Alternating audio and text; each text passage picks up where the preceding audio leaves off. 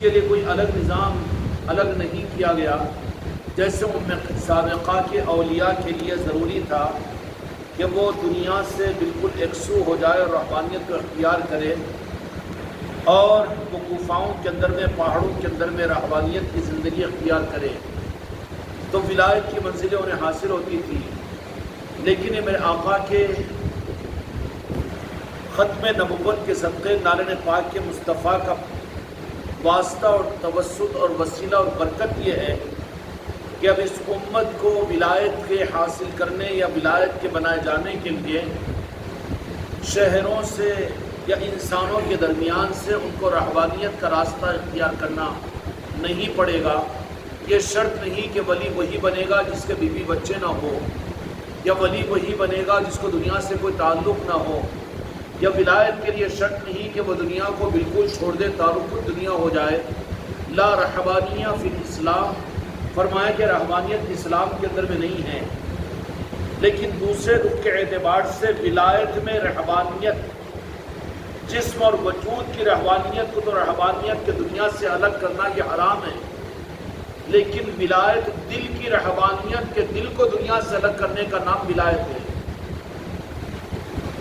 بالمقابل اس کے کہ ام سابقہ کے اولیاء کے لیے بہت آسان چیز یہ تھی کہ ان کو اللہ تبارک و تعالیٰ کا قرب اور ولایت کا مقام حاصل کرنے کے لیے ان کے لیے رحبانیت کی تعلیم تھی کہ دنیا سے یکسو ہو جاؤ، اپنے ذمہ داریوں سے سبکدوش ہو جاؤ، بیوی بچوں سے کٹ جاؤ، دنیا کی مصروفیت سے بالکل دور ہو جاؤ، پہاڑ کی چوٹی پر بیٹھ جاؤ اور دنیا سے لا تعلق ہو جاؤ۔ تب اللہ تبارک و تعالیٰ ان کو اپنا قرب اور اپنی دوستی اور اپنی ولایت، اس لیے ام سابقہ کے اولیاء جو تفسیر کی کتابوں میں احادیث کے اندر میں جن کے تذکرے ملتے ہیں، ان میں کی پہچان ہی آپ کو ملے گی کہ وہ لوگ جنگلوں کے اندر میں، غفاؤں کے اندر میں، پہاڑوں کے اوپر یا گرجا گھروں کے اندر میں یا ویرانوں کے اندر میں رہا کرتے تھے۔ تفسیر کی کتابوں میں حضرت موسیٰ علیہ السلام کے زمانے کے اولیاء کا تذکرہ بھی موجود ہے کہ وہ کھیتوں میں، کہیں جنگلوں میں، پھر بالخصوص قرآن مجید کے اندر میں حضرت خضر علیہ السلام سے ملاقات کا جو واقعہ ہے کہ حضرت خضر علیہ السلام کی ملاقات کہ جہاں پر دو سمندر ملتے ہیں، لہریں ملتی ہیں، پانی کے کنارے ملتے ہیں، وہاں پر اللہ تعالیٰ نے رہبری فرمائی کہ وہاں جاؤ، وہ ہمارا دوست اور ہمارا ولی ملے گا۔ تو پتہ یہ چلا کہ ام سابقہ کے اولیاء کے لیے شرط تھی کہ وہ دنیا کو ترک کر دے، اپنے وجود کو دنیا سے نکال لیں، لیکن چونکہ قیامت تک کے لیے اسلام کو اللہ تبارک و تعالیٰ نے پسندیدہ دین قرار دیا، اگر وہی حصول ہوتا ولایت کا اگر شریعت محمدی میں، تو پھر اس امت محمدیہ کے اندر میں کوئی ولی، کیونکہ لوگ یہی نظریہ دے دیتے کہ بھئی اللہ کے مقبول بندے بننا ہے تو بیوی بچوں کو چھوڑ دینا پڑے گا اور دنیا سے کنارہ کشی اختیار کرنا پڑے گا اور دنیا سے علیحدہ ہو جانا پڑے گا، اور یہ ممکن بہت مشکل ہو جاتا۔ اور دوسرا رخ یہ ہوتا کہ لوگ شریعت محمدی کو اختیار کرنے کے اندر میں یہ عذر اپنی جگہ بنا لیتے کہ ہم اللہ کے مقرب بندہ اگر بننا ہے، یا اللہ کے دوست اگر بننا ہے، یا اللہ کے اولیاء میں شمار ہونا ہو، تو پھر لا محالہ وہ یہ سمجھتے کہ دنیا کو ہمیں چھوڑنا پڑے گا، بیوی بچوں کو ہمیں چھوڑنا پڑے گا، آبادیوں کو چھوڑ دینا پڑے گا۔ پھر عوام یہ کہتی کہ ہم تو بن نہیں سکتے، اس لیے کہ ہم چھوڑ نہیں سکتے، اور چھوڑے بغیر بن نہیں سکتے، تو پھر بندوں کے لیے بڑا نقص پیدا ہو جاتا۔ تو اللہ تبارک و تعالیٰ نے اپنے محبوب کی شریعت کو چونکہ قیامت تک کے انسانوں کے لیے نمونہ بنایا کہ تم میرے محبوب کی اس شریعت کے ذریعے سے تم میرے محبوب بن سکتے ہو اور تم میرے دوست بن سکتے ہو۔ سابقہ کے انبیاء کی امتوں کے لیے ان کو ولایت کے لیے شرط تھا کہ وہ دنیا کو ترک کر دے اور دنیا سے کنارہ کشی اختیار کر لے۔ اس لیے ان اولیاء کرام کے جو تذکرے قرآن و حدیث اور تفسیر و حدیث میں ملتے ہیں کہ وہ تاریک الدنیا ہوا کرتے تھے، دنیا سے لا تعلق اور بے تعلق ہو جایا کرتے تھے، لیکن اللہ تبارک و تعالیٰ نے اپنے محبوب کی شریعت کا صدقہ یہ ہے کہ کہ یہ نانن پاک مصطفیٰ کی برکت ہے کہ تاریخ دنیا ہوئے بغیر یہ اللہ کا ولی بن سکتا ہے اور اللہ کا محبوب بن سکتا ہے. اور یہ کمال جو بندوں کو یہ ایوارڈ اور یہ انعام اللہ نے کیوں عطا فرمایا؟ پھر سابقہ کے اولیاء کو خدا نے اتنی کڑی شرط کیوں لگایا تھا؟ جب موسیٰ علیہ السلام کی قوم کے اولیاء نے، حضرت عیسیٰ علیہ السلام کی قوم کے اولیاء نے، حضرت نوح علیہ السلام کے قوم کے اولیاء نے، ہر نبی کی ہر امتوں کے اندر میں ولایت کا نظام چلا ہے. ہاں یہ ممکن ہے احادیث و قرآن کے ذریعے سے کہ نبوت کا نظام کچھ سالوں صدیوں کے لیے رکا، لیکن ولایت کا نظام ہمیشہ اللہ تعالیٰ کا اس دنیا میں رہا. نبی نہیں بھی تھے تو اللہ تبارک و تعالیٰ نے اولیاء کے ذریعے سے، کیونکہ نظام عالم کے چلانے کے لیے اللہ تبارک و تعالیٰ نے اولیاء کے نظام کو متعین فرمایا ہے. تو نظام عالم چلے اور ولی نہ ہو. مثال اور تمثیل دے رہا ہوں سمجھ میں آنے کے لیے کہ گاڑی تو چلے، ٹرین تو چلے، ایروپلین تو چلے اور بس تو چلے، لیکن ڈرائیور نہ ہو. عام طور پر یہ نہیں ہوتا، حالانکہ وہ بھی ہے آٹومیٹک نظام ہوگا، یہ نکلے گا پتہ نہیں، واللہ عالم. لیکن ابھی تک کے تجربات تو یہی ثابت کریں گے کہ کوئی گاڑی چل رہی ہے تو کہے گا کہ چلانے والا موجود ہے، کوئی ٹرین چل رہی ہے تو حتمی طور پر کہے کہ نہیں وہ ٹرین ہم ڈرائیور کو دیکھے نہیں، مانتے نہیں، خود بخود چل رہی ہے. پاگل بولیں گے نا اس کو. یہ گاڑی اور یہ کار اور یہ بس چل رہی ہے، لیکن کوئی یہ انکار کر دے کہ کوئی چلانے والا اسٹیئرنگ پر موجود نہیں ہے، ابھی تک کے تجربات کے اعتبار سے اس کو بے عقل قرار دیا جائے گا نا. چل رہی ہے تو کیا مطلب کہ چلانے والا، اور چلانے والا اللہ تبارک و تعالیٰ نے اولیاء کو رکھا ہے. ابتدا سے لے کر قیامت تک اس کائنات کے نظام کے چلانے کے لیے اللہ تبارک و تعالیٰ نے دنیاوی اعتبار سے اسباب کے درجے میں اولیاء کو متعین فرمایا. ولی اللہ نہیں ہوتے، غیر اللہ بھی نہیں ہوتے. اللہ تبارک و تعالیٰ نے ان کو وہ ڈیوٹی عطا فرما دی. اب کہیں کہ کیا اولیاء اللہ ہونے کے بعد میں اولیاء کو سمجھنے اور پہچاننے کی کیا ضرورت ہے؟ تو یہ تو ایسے ہی ہے کہ اللہ کو قدرت والا مانا ہے تو کسی ٹرین کو چلتے ہوئے دیکھ کر بولے کہ اس کو ڈرائیور کو نہیں مانتے، اس لیے کہ بغیر ڈرائیور کے ٹرین چل رہی ہے. یا بس کو چلتا ہوا دیکھ کر یہ کہے نہیں ہم اللہ کو مانتے، اللہ بغیر ڈرائیور کے بھی بس کو چلا سکتا ہے، لہٰذا ہم کہتے ہیں کہ یہ بس بغیر ڈرائیور کے چل رہی ہے. پاگل اور بے وقوف کہیں گے نا اس کو. کوئی ایروپلین اڑ رہا ہے، کہیں گے کہ اس کا پائلٹ ہے. سمجھ میں آئے گا کہ نہیں آئے گا؟ کائنات چل رہی ہے تو اللہ تبارک و تعالیٰ نے اسباب کی دنیا میں سبب کو پیدا کیا. اسباب کا انکار جہالت ہے، اور اسباب ہی کو سب کچھ سمجھنا یہ کفر ہے. اسباب کے بغیر اللہ نہیں کر سکتا، وہ کافر ہو گیا. اللہ تبارک و تعالیٰ اسباب کا محتاج نہیں، یہ بالکل طے شدہ چیز ہے. لیکن ہم نعوذ باللہ اللہ کے اللہ نہیں ہیں. اللہ نے اسباب کی دنیا میں اسباب کو ذریعہ بنایا، تو بغیر اسباب کے دنیا کا نظام بھی عام طور پر اللہ نہیں چلاتا. اسباب کا محتاج نہیں، لیکن اسباب کے ساتھ میں چلائے گا. اسباب کا انکار کفر ہے، اسباب کا یقین کفر ہے، اور اسباب کا انکار جہالت ہے. ہم سبب کو نہیں مانتے، اولیاء کو نہیں مانتے، یہ جہالت ہے، یہ جاہل نمبر 1 ہے. اس لیے کہ رب نے بنایا ہے، نظام عالم کے چلانے کے لیے ذمہ داری اولیاء کو عطا فرمایا. تو بچے نادان بے وقوف تجھے کیوں انکار ہے؟ نہیں اللہ ہے نا. تو پھر اس سے پوچھو کہ قرآن و حدیث کے مطابق میں انسان کی روح کون نکالتا ہے؟ کون نکالتا ہے؟ ملک الموت نا، فرشتے ہیں نا. ہوائیں کون چلاتا ہے؟ فرشتوں کا نظام ہے. انسان پیدا ہوتا ہے، اللہ فرشتوں کے نظام کے ساتھ میں چلایا کہ نہیں چلایا؟ اللہ نہیں ہے کیا؟ آپ کیا کہیں گے کہ فرشتوں کو اللہ تبارک و تعالیٰ نے متعین کیا، اس لیے آمنت باللہ و ملائکتہ. اللہ کو ماننا اور اسباب کے درجے میں جن کو اللہ نے سبب بنایا اس میں یہ داخل ہے کہ فرشتوں کو مانو. آمنت باللہ کیا ہے جی؟ وہ ملائکتہ ہی. ذرا بولتے جاؤ بیٹا تم لوگ بھی، تو میں بھی تو سمجھوں کہ سن رہے بھی سمجھ بھی رہے. مکھ مت بن کر بیٹھو. جو بات سمجھ میں آتی ہے بولو، کچھ سمجھ میں نہیں آیا تو پوچھا کرو. یہ بڑی ناقص بات ہے، آپ لوگ مجلسوں میں وقت نکال کر آتے ہو اور یہاں کوئی بات رک جاتی ہے، ٹھہر جاتی ہے، تو آپ ہمارے ادب و احترام کے اندر میں آپ کے ذہن میں وہ سوال رہ جاتا اور پوچھتے نہیں آپ ان کو کہ اس کے آگے کا مسئلہ کیا ہے. چند وہ میرے بچے ہیں کہ جو بعد میں سوال کر لیتے ہیں.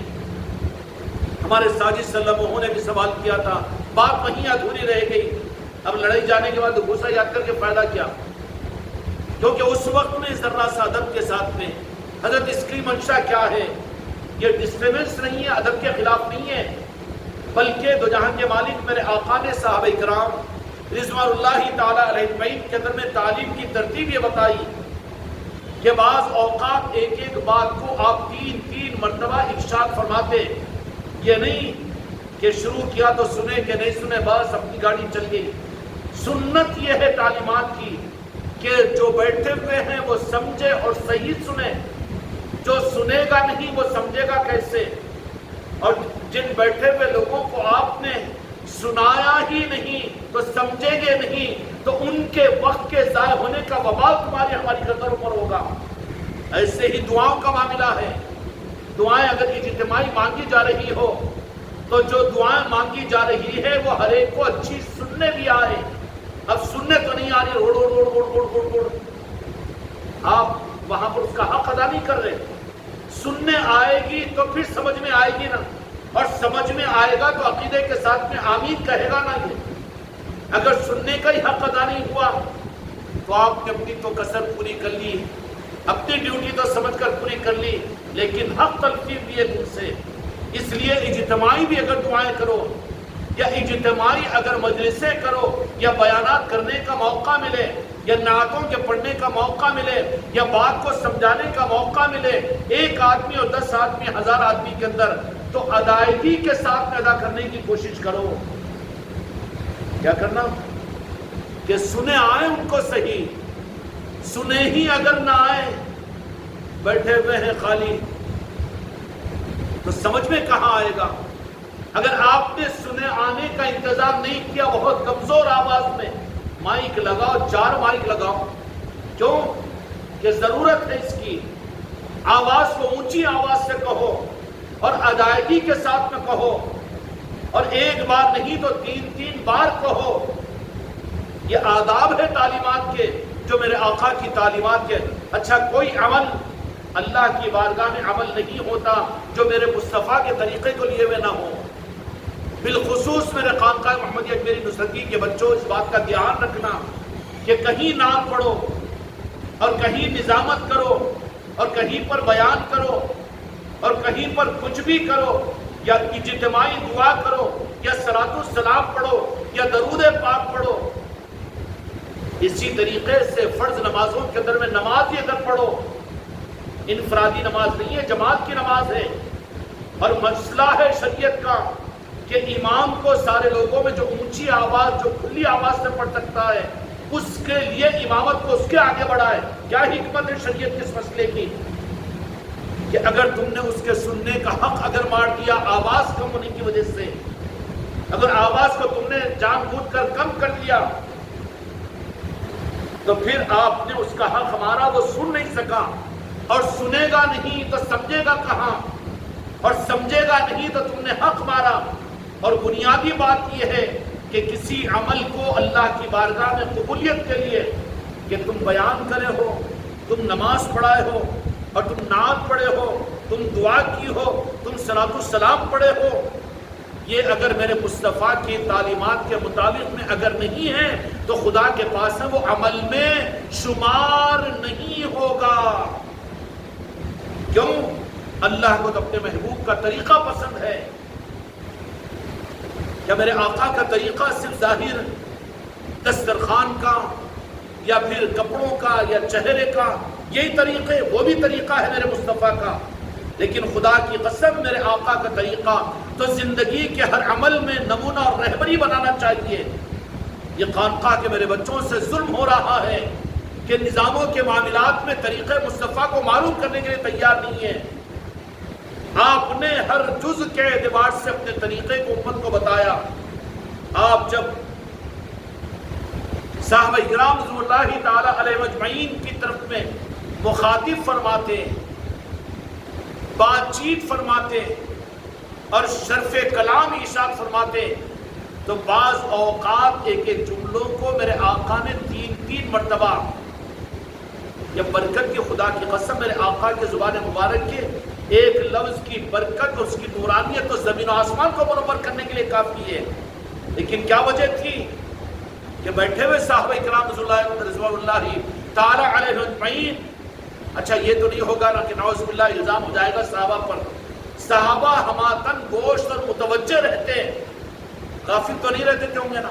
بیان ادھر چل رہا ہے، ادھر وہ سیل بند کر رہا ہے یا گنیاں لگا رہا ہے یا اٹھ کے جا رہا ہے وہ کر رہا ہے، ایسے بے ہودے تو نہیں تھے. اللہ تعالی ہم کو صحیح سمجھ عطا فرمائے. ہماتن حتیٰ کہ دو جہاں کے مالک میرے آقا کی مجلسوں کی محدثین نے جو روایتیں نقل فرمائی کہ صحابہ اتنا ساکت اور سکوت، آنکھیں کھلی ہوئی ہے اور میرے آقا کی طرف میں دل تو کیا کان تو کیا بلکہ اپنے آپ کو ایسا متوجہ کیے ہوئے سنتے تھے کہ ان کے سکوت کی وجہ سے کہ ایسا محسوس ہوتا کہ ان کی جان سانس کی حرکت تک محسوس نہیں ہوتی.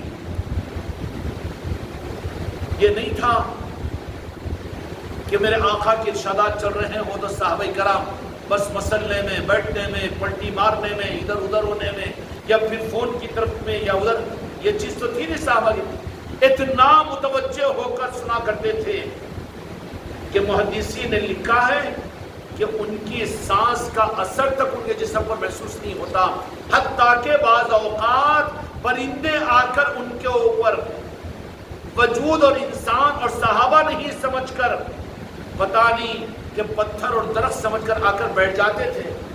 اتنا غور سے سننے والے. لیکن سمجھا ہے ہم نے کبھی؟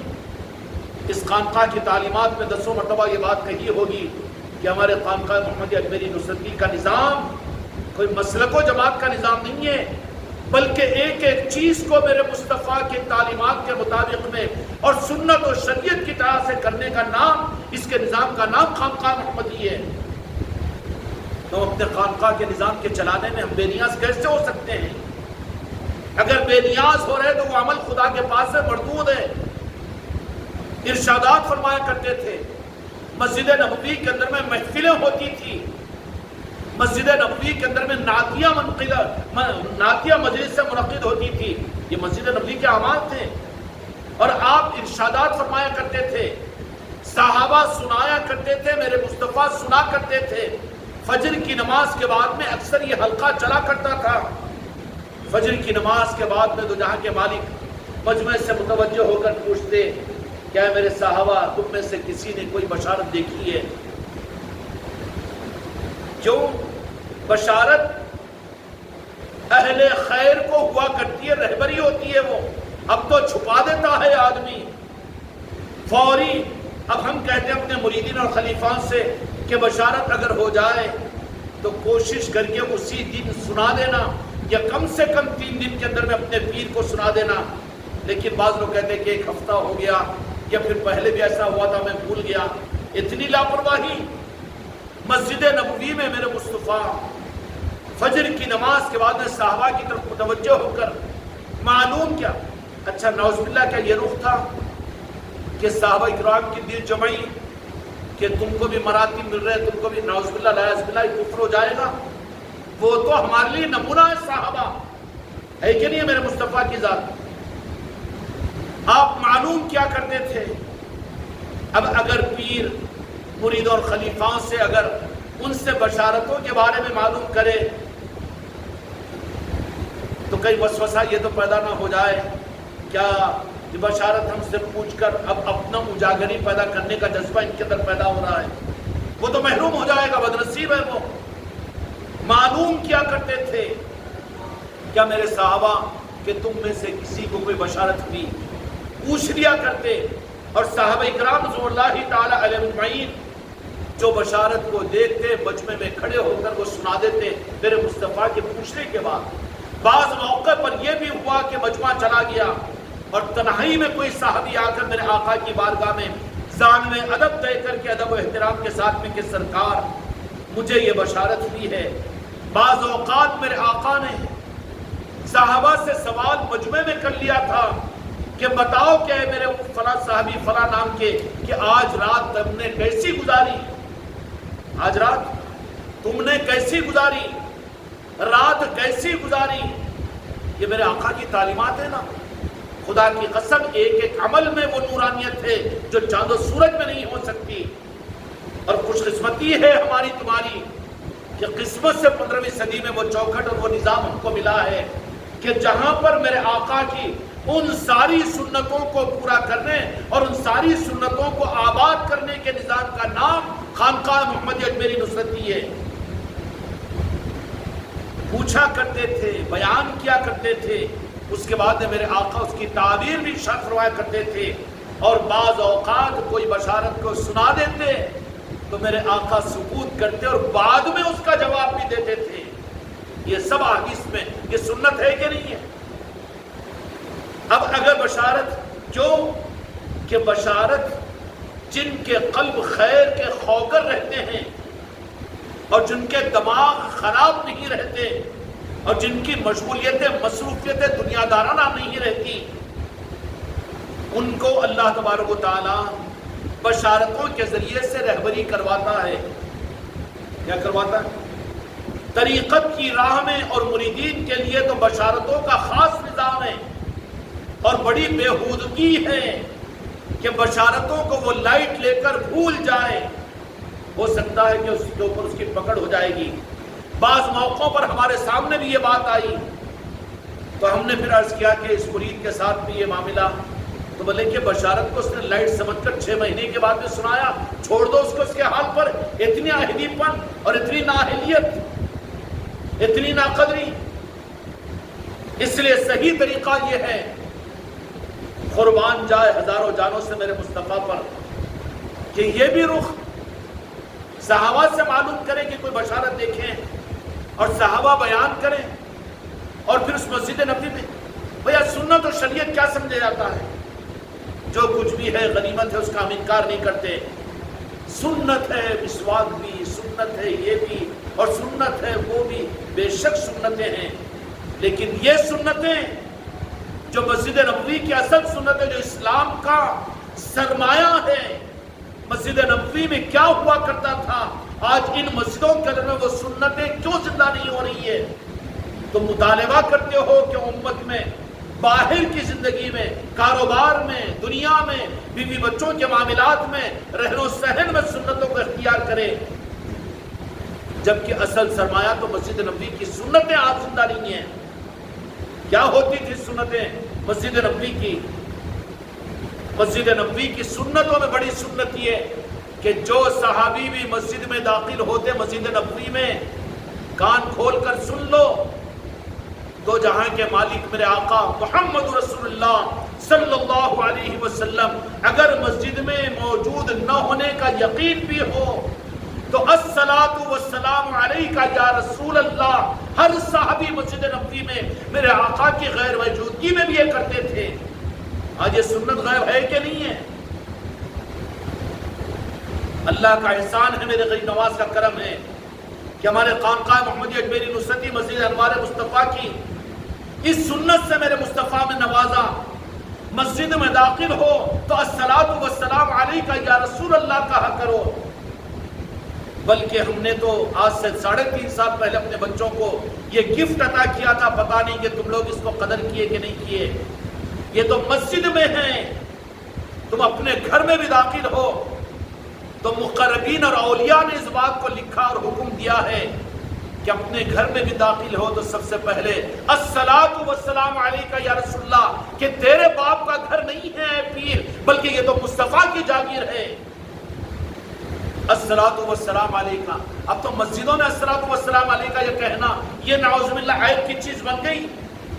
صحابہ سے پوچھو کہ غیر موجودگی میں میرے آقا کے ارے میرے آقا غیر موجود کہاں ہے؟ تمہارے آنکھوں پر پردہ آئے.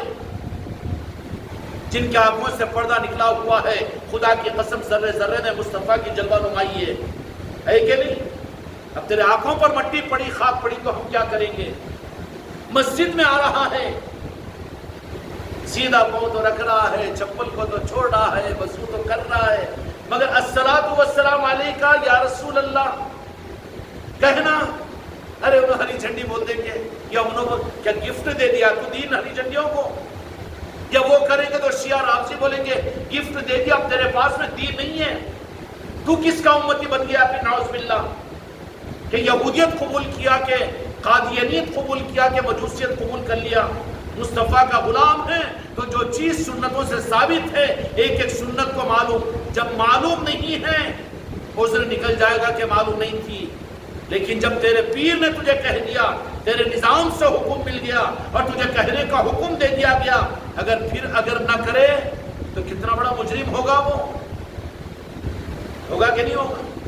صحابہ مسجد نبوی میں تشریف لاتے، اب تو کوئی عذر نہیں رہا ہوگا نا جی، مگر آج تک بھی میرے کو سننے کو موقع نہیں ملا میرے مرید اور خلیفاؤں کو کہ مسجد میں داخل ہو رہے ہو تو بلند آواز کے ساتھ میں الصلاۃ والسلام علیکہ یا رسول اللہ کہنے کا۔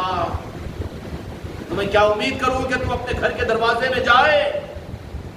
تو میں نے تو کہہ دیا تھا 3.5 سال پہلے کہ اپنے گھر کے دروازوں میں قدم رکھو تو کہو الصلاۃ والسلام علیکہ یا رسول اللہ، اس کے بعد میں گھر میں قدم رکھ کر اگر گھر میں کوئی ہو نہ ہو، چھوٹے ہو کہ بڑے ہو، السلام علیکم ورحمۃ اللہ وبرکاتہ، تو تیرے ساتھ میں ایک شیطان ہے جو گلی سے تیرے گھر کے دروازے پر جاتا ہے، اور تو نے گھر کے دروازے پر کھڑے ہو کر الصلاۃ والسلام علیکہ یا رسول اللہ کہا تو بھوکی کھا کر شیطان وہاں سے کلاٹی کھاتے ہوئے 3 میل کے فاصلے پر دور ہو جاتا ہے۔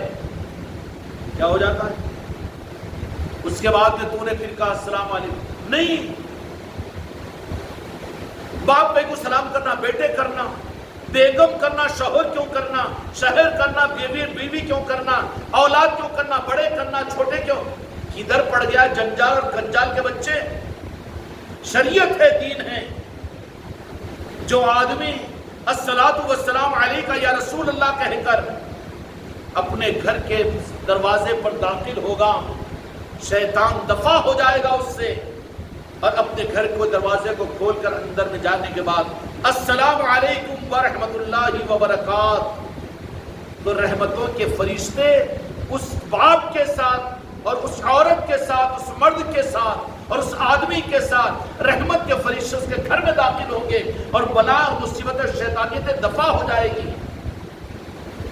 اور جس نے ہڑ پھڑ کر کے غصے میں ناک چھڑا کے منہ پلٹا کے گیا، کیا کرے، ارے بیٹا بےہودہ ہے تو، طریقہ نہیں ہے تیرے پاس میں، خالی سنت و شریعت مسجد میں، بیان میں، عمل میں نہیں۔ کیا معیار بنا لیا ہے ہم نے دین کو؟ جبکہ گھر میں داخل ہونے کے تقاضے یہ ہے، صحابہ بھی اپنے گھر میں داخل ہوتے، اس لیے کہ مالک کائنات تو میرے مصطفیٰ کی ذات ہے، تمہارا اور میرا یا تمہارے پیر کے باپ کا گھر نہیں ہے۔ پیر خود اگر میرے مصطفیٰ کے نارے پاک میں ہے تو ساری کائنات میرے مصطفیٰ کی ہے۔ ہم کو حق نہیں ہے کہ اپنے گھر کو اپنا سمجھے، بلکہ کیا سمجھے کہ میرے مصطفیٰ کی طرف سے مجھے موقع ملا تو میں جا رہا ہوں، میرے مصطفیٰ کی مرضی ہوگی تو اس گھر کے اندر میں سے میرا جنازہ نکلے گا، میں تو نہیں جا سکتا۔ سمجھ میں آئیں گے؟ تو مالک کون ہے؟ مصطفیٰ کی ذات نہ، اور کسی گھر میں مالک کے اجازت کے بغیر داخل ہو جانا جرم ہے کہ اچھا ہے؟ او جی میاں صاحب کیوں سست کیوں بیٹھ گئے؟ کیا ہے جرم؟ طریقے بدلو، اپنے آپ کو سنتوں پر لاؤ۔ وہ سنتیں جو کتاب لکھ کر لوگ سنت سنت کہہ رہے ہیں، یہ بنیادی سنتیں ہیں عقیدوں کی۔ عقیدے برباد ہے تو تمہارا عمل کوئی کام کا نہیں۔ جہاں عقیدوں کے اندر میرے مصطفیٰ کو دور کر دیا جائے، اور جن سنتوں کا نام لے کر میرے مصطفیٰ کی استحضاء سے تمہیں دور کر دیا جائے، اور جنت کے ملنے کا ٹکٹ بتایا جائے، اور جہنم کا خوف دلا کر سنتوں پر کھڑا کیا جائے، عقیدے خراب ہو جائیں، وہ سنتیں کام نہیں آئے گی۔ کیوں؟ عقیدے سنتوں کے عقیدے کے بنانے کی چیز عظمت رسول، محبت رسول اور تصرف مصطفیٰ ہے۔ ان سنتوں سے عقیدہ صحیح ہوگا نا جی. جو عقیدوں کے ساتھ میں سنت پر عمل کیا جائے گا وہ اللہ کی بارگاہ میں قبول ہوگی. اگر سنتوں میں عقیدے ہی اگر خراب ہو، ظالموں نے سنت کو تو رکھ دیا، لفافہ تو رکھ دیا اور اندر کا مضمون گول کر دیا. کیا کر دیا؟ جیب تو بھر دیا لیکن اندر سے پاکٹ مار دی. سنتوں کے معاملات میں جن سے عقیدے صحیح ہوتے ہیں، جس سے تمہاری سنتوں کا بھاؤ لگتا ہے، وہ کیا ہے؟ ان عقیدوں کے سنتوں کا عقیدہ کیا ہے اور سنتوں کا عقیدہ کیسے حاصل ہو؟ سنتوں کا عقیدہ خدا کی قسم میرے آقا کی تعظیم اور عظمت اور احترام ہے. کیا ہے سنتوں کا عقیدہ؟ میرے آقا کی محبت اور تعظیم اور عظمت ہے.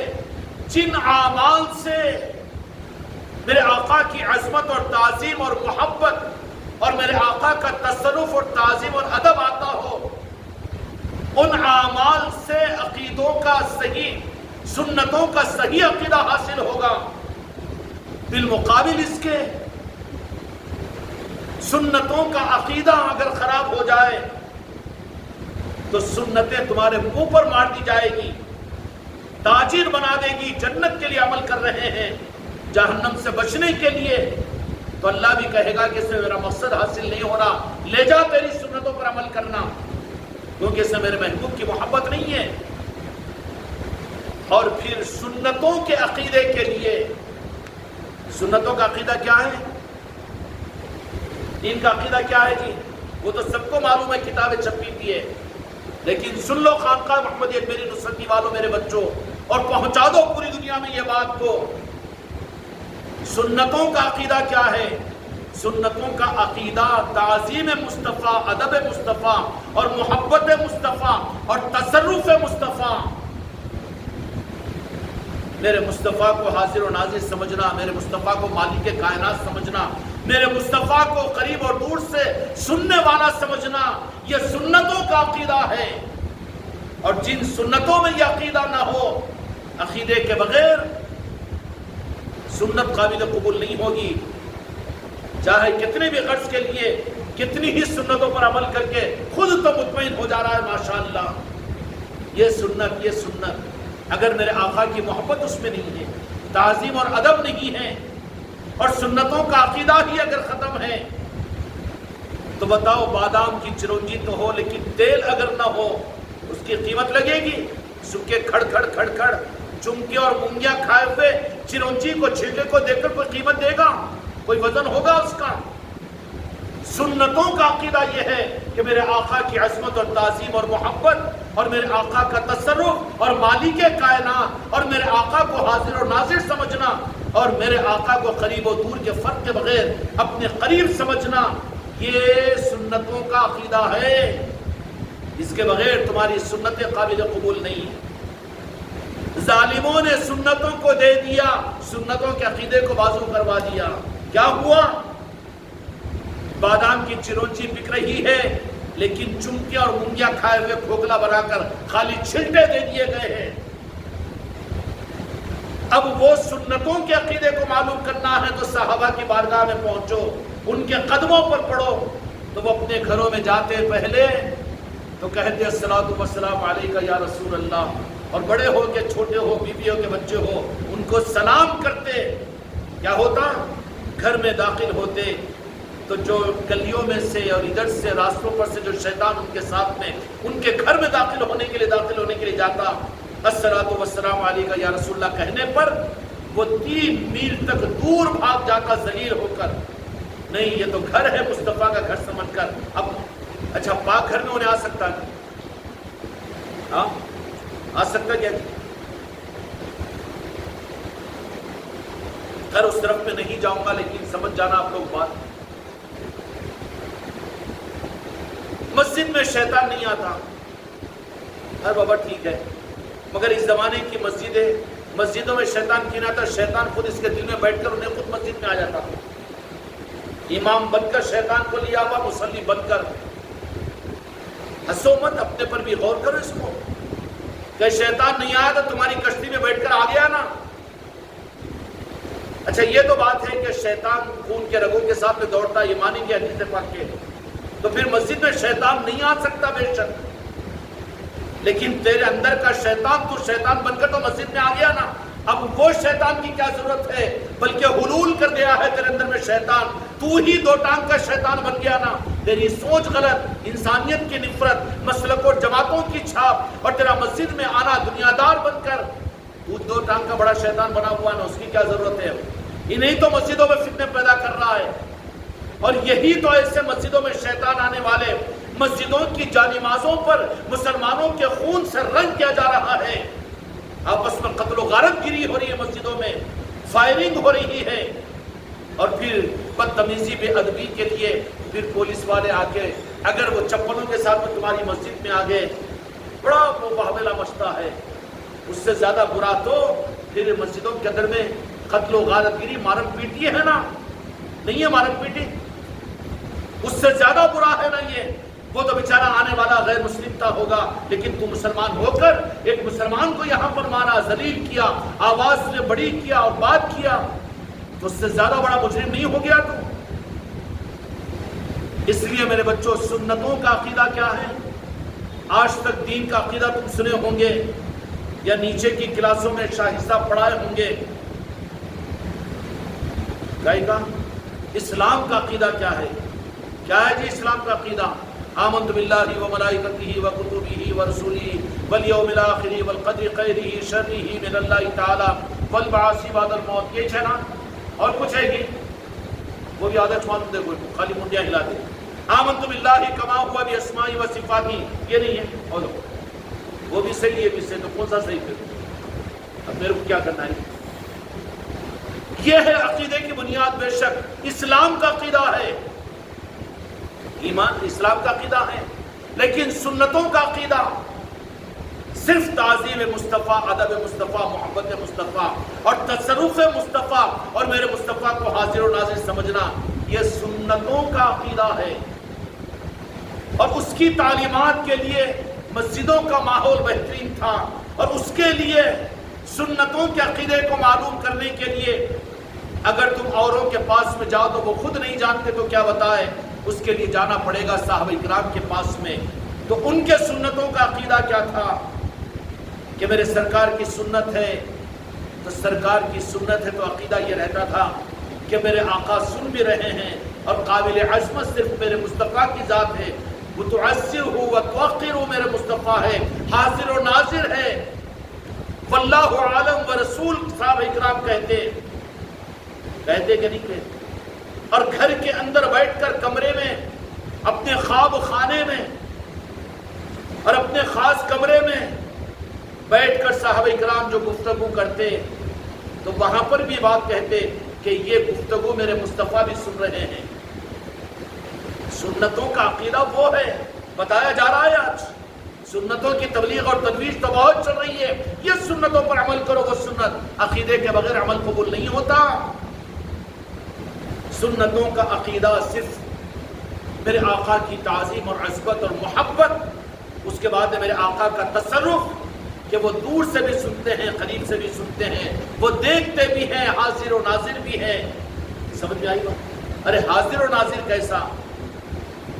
کئی مرتبہ تو مجلسوں میں سنے ہوں گے تم لوگ، حاضر و ناظر اللہ کی ذات ہے، تو پھر صحیح بات تو یہ ہے کہ اللہ کی ذات ہے تو ذات کو اللہ سے جوڑنا خود شرک ہے۔ کیا ہے جی؟ اللہ بت ہے، لکڑی کا، پتھر کا، سونے کا، تو وجود کیسا دے رہے؟ اللہ تو وجود سے پاک ہے، اللہ کو وجود کا دینا، جسم کا دینا خود شرک ہے، تو مشرک بن گئے تم تو۔ پھر اللہ حاضر و ناظر ہے کیسا مطلب؟ کہ اختیار سے اللہ تبارک و تعالیٰ کو ہم مانتے ہیں کہ اللہ تبارک و تعالیٰ اپنے اختیار کے اعتبار سے ہر جگہ حاضر و ناظر ہے۔ سمجھ میں آگئی بات؟ یہ عقیدہ ہے، وہ بھی تو عقیدے صحیح امت کے سامنے نہیں آئے نا، اس لیے لڑائی جھگڑے ہیں، علم والوں میں بھی عمل والوں میں بھی۔ اللہ حاضر و ناظر ہے تو حاضر و ناظر ہونے کے لیے دکھنا یا دیکھنا یا سامنے ہونا، بھئی ہونا بولے تو ہوا ہے، نظر تو نہیں آ رہی، میں محسوس ہو رہی ٹھیک ہے ہوا ہے، لیکن اب میں کہوں کہ یہاں پر ادھر کونوں بیٹھ کے ڈرنا کو بیٹا کوئی یہ تو کوئی نہ ڈر ادھر سے چمک گیا تو ہوا کی ہاں کچھ بھی بول لے رہے انہوں بولتا کہ نہیں بولتا، دکھنا ضروری ہے نا، تو وجود کے لیے مشاہدے کے لیے ضروری ہے کہ کسی کا دکھنا، تو اللہ کسی کو دکھا یہ دکھتا ہے، پکڑنے سے ملتا ہے، پھر اللہ کو حاضر و ناظر کیسے مانیں گے؟ اللہ کو حاضر و ناظر، اللہ کو حاضر و ناظر جو عقیدے کے اعتبار سے مانا جاتا ہے وہ اللہ کے اختیار پر، کہ اللہ تبارک و تعالیٰ کہیں بھی کہاں بھی اور ہر جگہ جا سکتا ہے اور ہر جگہ موجود ہے، تو وہ وجود کے اعتبار سے نہیں بلکہ اپنی قدرت کے اعتبار سے حاضر و ناظر ہے، یہ تو ماننا پڑے گا نا، اگر نہیں مانے تو پھر تو مشرک بن جائے، کافر بن جائیں گے نا۔ اب آج چاہ گیا محمد کو، آج اللہ کچھ سمجھ نہیں کیا سکتا، ماشاء اللہ۔ ہم تو کہہ رہے کہ پہلے نیچے کی سیڑھی سے اوپر چڑھو، آمین صاحب تو آ کے پہلی آخری سیڑھی پر قدم رکھ دے رہے، اور اولیاء سے ہوتے ہوئے اہل بیت سے ہوتے ہوئے نارن پاک مصطفیٰ تک پہنچنے کی یہ سیڑھی ہے، ہاں لیکن اب ڈائریکٹ اللہ اللہ، وہ تو بیچارے وہ بھی تو توحید اللہ اللہ بول کے کہاں کی لے آ کے ڈھکل دے رہے غیر اللہ کی طرف۔ اللہ کا حاضر و ناظر ہونا بھی وجود سے نہیں مانتے، جو وجود سے مانے وہ مشرک ہے، اللہ کا کوئی وجود نہیں، لیکن نہیں شاید صاحب ہاؤ میں آگے جو سکھانا بٹے ذرا دور کے بٹے تسوس وجود کے ساتھ میں نہیں مانتے، وجود کے ساتھ میں مانے تو شرک ہو جائے گا، جیسے وہ پتھروں کو لکڑیوں کو مانتے ہیں، شرک ہے نا جی۔ پھر قدرت کے اعتبار سے اللہ کو اللہ مانتے ہیں حاضر و ناظر، تو وہی قدرت اللہ تعالیٰ نے اپنے محبوب کو اگر عطا کر دی تو وہ نہیں حاضر و ناظر، وجود سے کا مان رہے ہیں۔ یہاں میرے مصطفیٰ موجود ہے، ان کی قدرت ہے، اللہ تبارک و تعالیٰ نے اختیار عطا فرمایا کہ وہ کہیں بھی آ سکتے ہیں اور کہیں بھی موجود رہ سکتے ہیں، تو قدرت کے اعتبار سے وجود کا ماننا جیسے اللہ تبارک و تعالیٰ کی ذات کے لیے حاضر و ناظر ماننا ہے، ویسے ہی میرے محبوب کے لیے بھی اللہ نے یہ قدرت عطا فرمائی کہ وہ اپنی مرضی سے کہیں بھی جا سکتے ہیں۔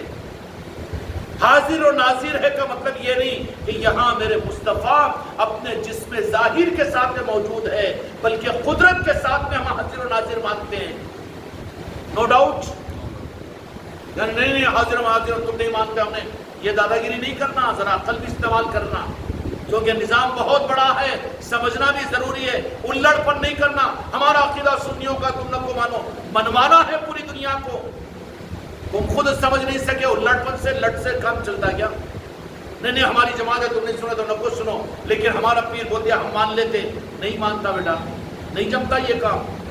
سمجھانا ہے، پہلے تعلیمات حاصل کرو، پہلے سمجھو اور بعد میں پھر دنیا کو تم اچھا سمجھانے کے لیے ٹریننگ کلاس اٹھ کے جا کے ان بدعقیدوں کے طرف جا کر بیٹھ کر خالی اڑک بڑک مت بول دو، کہیں تو بھی پکڑ لے کے وہیں تم کو دبا دیتا انہیں۔ اپنے بھی بچوں کو سمجھانا شروع کرو، اپنے قریب کے دوستوں کو سمجھانا شروع کرو، اپنے رشتہ داروں کو، اپنے قریب کے لوگوں کو سمجھانا، یہ ہوتے ہوتے ٹریننگ پھر آگے پہنچنا ہے کہ نہیں، بجائے اس کے ڈائریکٹ میں جا کے کھڑے ہو کر میرا پیر میرے پیر و مرشید میرے حضرت، ارے بیٹا کیا بکواس کر رہا، اللہ رسول نے بول رہا، خالی پیر بول رہا، انہوں تو سچے مشرکہ ہے، بولیں گے کہ نہیں بولیں گے؟ بولیں گے نا۔ اور وہ ٹوکرا کس کے اوپر لا کے پیر کو نظام پر ڈال دے گا نا، اے گمراہ رہتے یہ لوگ، پیر پرست رہتے ہیں، اللہ نہ کو، رسول نہ کو، آخرت نہ کو، قبر نہ کو، اور پھر جنت نہ کو جانا، یہ خالی پیر۔ ایسی بدتمیزی بھی نہیں کرنا، جتنا ظرف ہے مجمع کا اس اعتبار سے ان کو سمجھاؤ، اور سمجھانے کے لیے پہلے ٹریننگ کے لیے اپنے گھروں پر، اپنے بچوں میں، اپنے دوستوں میں لیول آگے بڑھاتے وہاں بڑھو، ایک دم وہاں پہنچ جانا کہ ڈائریکٹ پنگا لے لینا کہ ان سے جا کے مولاناؤں سے الجھ جانا کی، حافظ و اماموں سے پنگا لے لینا کی، ارے پنگے اور لنگے کہ تجھے اپنے محلے کی مسجد میں عشاء فجر کی نماز نصیب نہیں ہوتی، انہیں تو بڑا بڑے باتاں کرے، فجر کی نماز میں کیوں نہیں آتے، ٹھس ہو گیا بیٹا۔ پھر کئی کو خامخواہ کی حماقت نظام کو بدنام کرنے کے لیے، پہلے اپنے آپ کو تیار کرو، اللہ ہر ایک کو حق کا سپاہی بنائے، آمین۔ شاہد صاحب کی دعا، اور سپاہی وہ سپاہیانہ شان بھی تو ہونا چاہیے نا، سپاہیانہ ڈریس بھی ہونا، اتھارٹی بھی ہونا، اور باضابطہ نمبر بھی ہونا، اسٹار بھی ہونا، اور امول سو کیا ہے ہتھیار بھی ہونا، تب جا کے سپاہی نا جی۔ خالی ایک پھکنی کی بندوق لے کے میں سپاہی بولے تو پوٹے چماٹے کھٹا کھٹ کمر کے اوپر ڈنڈے، یہ گلی میں مذاق، وہ گلی میں مذاق، کون آیا بیٹا ایس پی بول رہا دیکھو انہیں بھی مار رہا، تو مار کھانے والا ایس پی کی۔ اتنے اپنے آپ کو سپاہی بنو کہ سامنے والے کی زبان بند ہو، قبول کرے وہ اپنے نظام کو۔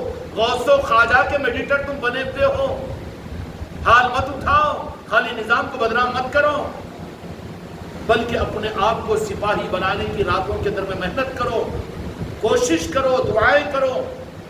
وہ اگر بنا دیے جاؤ گے نا تو پھر کسی کی مجال نہیں ہوگی کہ آنکھ سے ملا کر آنکھ سے دیکھے اور اعتراض کرے۔ کیوں کہ دیکھ کر کہیں گے کہ نہیں لائسنس والا ہے، بھاگ جائیں گے کہ نہیں بھاگ جائیں گے؟ ارے بیٹے ایک پاس میں لائسنس نہیں ہے، خالی بندوق لے کے ڈرا رہا بولے تو پٹے بھی آ کے اس کو گدگدیاں کرتے مذاق اڑاتے، ہوتا کہ نہیں ہوتا؟ اس لیے سنتوں کا عقیدہ کیا ہے کہ سنتوں کا عقیدہ میرے آقا کی محبت، عظمت اور تعظیم، سنتوں کا عقیدہ ہے۔ یہ سمجھ میں آ رہی بات؟ یہ جب پیدا ہوگی تو اچھا یہ چیز عقیدہ سنتوں کا کیسے ادا ہو؟ اس کی تعلیم جو ملے گی صحابہ سے ملے گی، اس کی تعلیم اولیاء سے ملے گی، مولیوں سے نہیں ملے گی۔ اس کی تعلیم مسجدوں سے ملے گی، مدرسوں سے نہیں ملے گی۔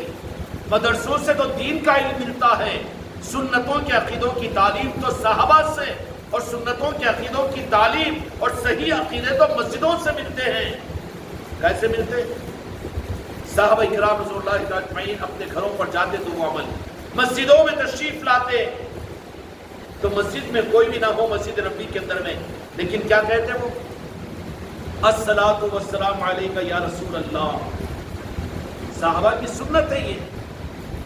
میرے مریدوں کو تو میں اب تک یہاں پر نہیں سنا کہ آواز سے، ہاں انہیں وہاں پر بیٹھ کے بینچوں پہ باتیں کرتے رہتا، انہیں کرسی پہ بیٹھ کر دنیا کو چھاٹتے رہتا، یہ وہ آوازیں تو سنی آتی ہے، بعض وقت ہم کو روکنا پڑتا ہے، لیکن کوئی مسجد میں آیا الصلاۃ والسلام علیک یا رسول اللہ نہیں سنے آتا ہمیں۔ پھر آگے بڑھ کر ان کی پہچان ملی ہے میرے غوث و خواجہ سے، کہو یا غوث یا غریب نواز، کون روکنے والا اس مسجد کے اندر میں تمہیں؟ یہ عقیدے جب سنتوں کے عقیدے صحیح مسجدوں سے نہیں ملے تو پھر اس کی وجہ سے کیا ہوا؟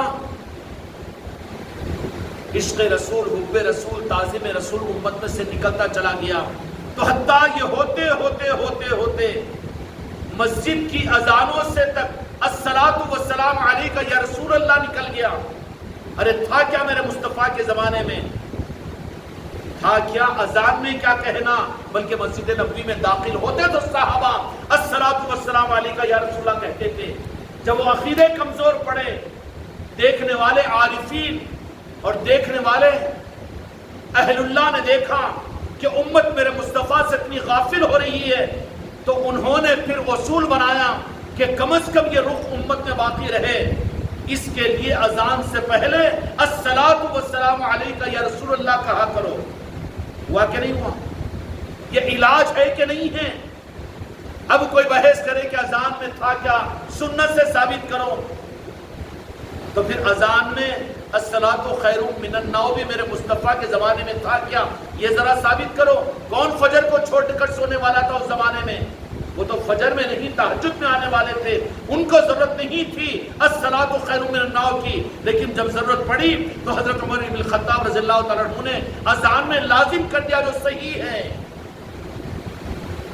پھر الصلاۃ والسلام علیک یا رسول اللہ اذان میں کیا مسجد میں داخل ہوتے وقت کہتے تھے، لیکن عقیدوں میں میرے مصطفیٰ کو جب ہٹایا گیا، غافل کر دیا گیا، میرے آقا کی عظمت اور تعظیم اور محبت کو کم کر دیا گیا، خطرہ اگر پیدا ہو گیا تو پھر اچھے لوگوں نے یہ اصول بنایا کہ اذان سے پہلے الصلاۃ والسلام علیک یا رسول اللہ کہو۔ اور یہ بیت المقدس کے فاتح، کیا نام جو ان کا؟ بیت المقدس کے صلاح الدین ایوبی رحمت اللہ علیہ، جو حضور پیران پیر غوث العظم رحمت اللہ علیہ کے سلسلے قادریہ کے بڑے بزرگ ہیں، انہوں نے قانون بنا دیا کہ ہر مسجد کے اندر میں اذان سے پہلے الصلاۃ والسلام علیکہ یا رسول اللہ کہا جائے۔ علاج تھا، علاج اس سے زیادہ آج علاج کی ضرورت ہے۔ ہر مسجد میں اذان سے پہلے یہ ہونا چاہیے۔ اچھا تمیز کیوں دیتے اور دوسروں کے پاس میں نہیں ہوتا نا؟ تو ہم تو اپنی پہچان کے لیے دیتے ہیں، یہی تو ہماری پہچان ہے کہ ہماری مسجد میں آقا کو حاضر و ناظر سمجھنے والوں کی ہے کہ نہیں؟ سمجھ میں آگی بات؟ اچھا پھر اس کے علاوہ بھئی کسی بھی دین کے کام کو، دین کا کام ماننے کے لیے ضروری ہے کہ اچھے لوگوں نے جو کام کو کیا، بھئی اچھے لوگوں نے کیا تو کرنے کی کوشش کرنا چاہیے نا، دین تو وہی ہوگا۔ یہ بندہ ناچیز جتنی خانقاہوں میں، جتنے آستانوں اور بزرگوں کی مسجدوں میں، چاہے اجمیر شریف ہو کہ محبوب الہی نظام الدین اولیاء ہو، کہ صابر پاک ہو، گلیر شریف ہو، یا پھر اسی طریقے سے سمرقند ہو، کیا ہے وہ مقام؟ کون سا مقام ہے جہاں پر، اور دوسرے مقامات جہاں پر ولی شاہ قلندر رحمۃ اللہ علیہ وغیرہ، جتنے اولیاء کے آستانوں پر میں گیا ہوں، مسجد کے ممبر کے بازو بیٹھ کر کہہ رہا ہوں کہ ہر اولیاء کے آستانے کی مسجد میں اذان سے پہلے الصلاۃ والسلام علیکہ یا رسول اللہ، کوئی ایک آستانہ، کوئی ایک خانقاہ اور کوئی ایسے آستانوں اور خانقاہوں کی ایک مسجد مجھے ایسی نہیں ملی جہاں پر اذان سے پہلے الصلاۃ والسلام علیکہ یا رسول اللہ نہیں کہا گیا۔ تو پھر خانقاہ محمدی یہاں پر بھی یہ کہا جائے گا، اب دوسرے نہیں کہتے، یہ دانا مت دو، کیونکہ ہم نے دیکھا ہے، اپنی نظروں سے مشاہدہ کیا ہے اور ہم نے خود محسوس کیا ہے، ہوتا کہ نہیں ہوتا؟ اور پھر یہ کہنے پر اگر دین کا اگر کوئی خیر کا نظام نہیں ہوتا تو آج بھی امت کی کثرت میں، وحدت امت کے اندر میں اچھی مسجدیں جہاں پر ہے جو دین کو بیچا نہیں جاتا، مسلک و جماعتوں کے نظام سے ہٹ کر ہر مسجد کے اندر میں الصلاۃ والسلام علیکہ رسول اللہ کہا جائے گا۔ اب یہ تجربہ کر لینا کہ جہاں پر الصلاۃ والسلام علیکہ یا رسول اللہ کے بعد میں اذان ہوتی ہے، وہاں اگر بغیر الصلاۃ والسلام علیکہ یا رسول اللہ کی اذان شروع ہوگی نا، ہم جمعہ کی نماز میں آئے تو مؤذن کو ہمارے سامنے ایک آدمی پوچھ لیا، ارے آج خانقاہ کی اذان خانقاہ کی محسوس نہیں ہوئی؟ ہارون بھائی پوچھ لیے، وہ ہم نے سرفراز کو یہی بات کہی، کیوں کہ خصوصیت ہے، یہ پہچان ہے۔ اچھا یہ کہنا ناجائز تو نہیں ہے، اچھے لوگوں نے کہا نہیں، آج بھی کہہ رہے ہیں علم والے، بڑے بڑے علماء اور بڑے بڑے محدثین، اور جہاں تک ہماری پہنچ ہے، ہماری پہنچ کی ہم کیا حماقت کریں گے، لیکن جامع نظامیہ اسی طریقے سے پاکستان کے اندر بڑے بڑے علماء، مولانا طاہر القادری صاحب اور بڑے بڑے ائمہ مجتہدین اور بڑے بڑے علماء اور اچھے لوگوں کے پاس میں یہ طریقہ ہے کہ اذان سے پہلے الصلاۃ والسلام علیکہ یا رسول اللہ کہے، کیوں کہ اس وقت میں امت کے عقیدوں کا علاج ہے، اس میں کیا ہے، امت کے عقیدوں کا علاج ہے۔ صحابہ کہتے تھے کہ نماز سے پہلے، صحابہ کو اذان سے پہلے کیا کہیں، وہ تو مسجد میں داخل ہوتے ہی وقت میں کہتے تھے، تو پھر الگ اس سے ان کو غافل نہیں تھے، اس لیے اذان میں بالاہتمام کہنے کی ضرورت نہیں پڑی۔ سمجھ میں آ گئی جی بات؟ اس لیے خانقاہ محمدیہ اجمیری نصرتی کے اندر میں کوئی غیر شریعت کا یا اصول کے خلاف میں کوئی کام یہاں پر نہیں کیا جاتا، اور اس کو رسم بھی مت بناؤ، اور لوگوں کے ڈر و خوف کی وجہ سے ان اعمال کو چھوڑو بھی مت۔ یہی حال میرے آقا دو جہاں کے مالک محمد رسول اللہ صلی اللہ علیہ وسلم کے اسم مبارکہ اور مطہرہ کے آنے پر اپنے گھوڑوں کو آنکھوں پر پھیرنا صدیق اکبر رضی اللہ عنہ سے ثابت ہے، حضرت ابو درداء رضی اللہ عنہ سے ثابت ہے۔ ہم دوسروں کی نقل جماعت کے مسلکوں کی یا ان کی نہیں کر رہے ہیں، ہم تو صحابہ کی کر رہے ہیں، اور دیکھتے ہیں ہم اولیاء کی زندگیوں کے اندر میں ہے تو ٹھیک ہے، قبول ہے۔ صلاۃ و سلام کا مسئلہ بھی ہو یہاں پر جو پڑھا جاتا ہے، وہ بریلوی حضرات یا سنی حضرات پڑھتے، اس کے لیے ہم نہیں پڑھتے، ہم تو محبوب الہی نظام الدین اولیاء رحمۃ اللہ علیہ کی اس سلام کی سنت پر عمل کرتے ہیں۔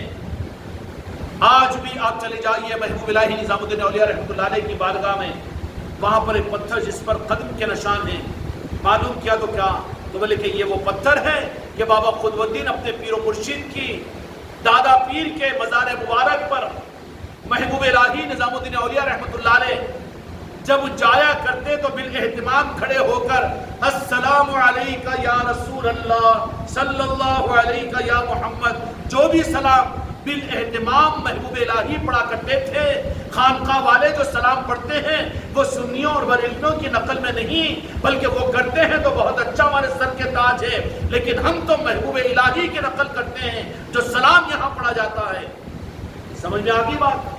یہ نہیں سمجھنا ہے کہ ہم بھی وہی مسلک اور جماعت، ہم کو ضرورت نہیں ہے، ہم تو جو صحیح طریقہ کہیں بھی ہو اس کو ہم اختیار کریں گے، جس پر انشراح ہو یا جس کے بارے میں ہم کو اشارہ ہو وہ اعمال تو یہاں پر ہوں گے۔ سمجھ میں آگئی بات؟ یہ ہے کہ سنتوں کا عقیدہ محبت اور حب رسول سے ملے گا، اور وہ تعلیمات آج غائب ہو چکی جس کی وجہ سے عظمت اور تعظیم رسول اور میرے مصطفیٰ کے تصرفات اور حاضر و ناظر ہونے کا عقیدہ کمزور پڑ گیا۔ تو کیا ہوا کہ یہ امت کے دین کا دیوالیہ نکل گیا۔ ہماری خانقاہ اور ہمارے سلسلے کے نظام کا مقصد ہماری خانقاہوں کا عشق رسول، حب رسول، تعظیم رسول، محبت رسول اور عقیدوں کے صحیح کرنے کے نظام کا نام خانقاہ محمدی ہے۔ اس لیے میرے بچوں، اللہ تعالیٰ ان نظاموں کے ایک ایک جز کی ہمیں قدر کی توفیق عطا فرمائے۔ کہیں الجھ تو نہیں جا رہے شاہد صاحب؟ یا حوالے ہے کہ سوال ہے کہ جوالے ہے، پورے حوالے موجود ہے، کتابوں کے حوالے اگر نہ بھی ہو تو دل کے حوالے، یا پھر ایسے راستے بھی ہے کہ تم کو مطمئن کرنے کے لیے طالبانہ اگر آ جاؤ تو ہم تم کو تمہاری بشارتوں میں اولیاء سے ان کے پیروں پر پڑھ کر ہم ان سے درخواست کر دیں گے کہ میرے فلاں اس مرید کو، میرے فلاں خلیفہ کو اس نے حوالہ پوچھا، اس کو مطمئن کیجئے۔ اللہ کی قسم مجھے امید ہے اللہ تبارک تعالیٰ کی ذات سے کہ اگر اللہ نے چاہا تو وہ اولیاء اس کو بشارت کر مطمئن کریں گے کہ تیرا پیر غلط نہیں کہہ رہا ہے، یہ بات صحیح ہے۔ سمجھ میں آ گئی بات؟ کتابوں پر، حوالوں پر یہاں کا نظام کی بنیاد نہیں ہے، یہاں پر تو ان کی غلامی پر نظام ہے، غوث و خواجہ کی غلامی کا یہ نظام ہے، اور اسی شان و شوکت کے ساتھ میں یہ نظام اگر میرے مولا علی چاہیں گے، غوث و خواجہ چاہیں گے، قیامت تک چلتا رہے گا۔ نصرت آج ہے، کل کو نہیں رہے گا، لیکن ان کا نظام ہے وہ قیامت تک چلائیں گے اور چلتا رہے گا۔ اللہ تعالیٰ اس نظام کی حقیقت کو ہمیں سمجھنے کی توفیق عطا فرمائے۔ بحق لا الہ الا اللہ محمد رسول اللہ۔